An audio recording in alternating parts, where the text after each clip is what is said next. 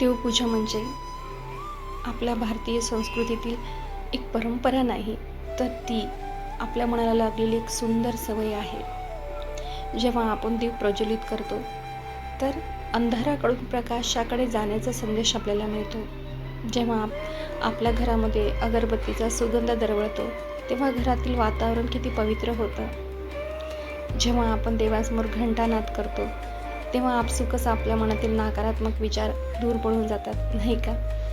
आणि हो, देवपूजा म्हणजे आपण देवासमोर फक्त देवाला काही मागण्यासाठी बसत नाही, तर ती वेळ असते देवाप्रती आपली भावना असते की देवाने आपल्याला जे दिलंय ना आजपर्यंत, त्याबद्दल आपली कृतज्ञता, त्याला धन्यवाद मानायचे असतात. म्हणून आपण देवासमोर बसतो डोळे मिटून.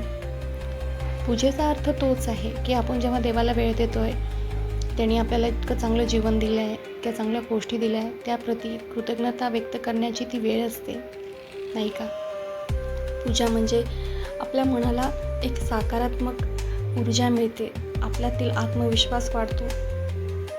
मला तरी असं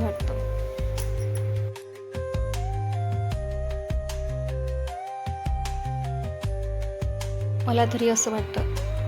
लहानांपासून मोठ्यांपर्यंत किमान 2 मिनिटं तरी देवासमोर शांत बसावं. जेव्हा आपण देवासमोर शांत बसतो ना, तेव्हा आपलं मन देवाशी बोलत असतं, आपल्या चुका मान्य करत असतं आणि तिथून पुढे चांगल्या वागण्याचा संकल्प आपलं मन करत असतं, नाही का? देवपूजा म्हणजे नम्रता, संयम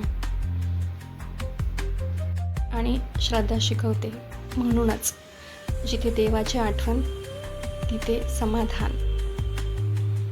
आपला दिवस शुभ जावो आणि चांगला जावो हीच ईश्वराचरणी प्रार्थना.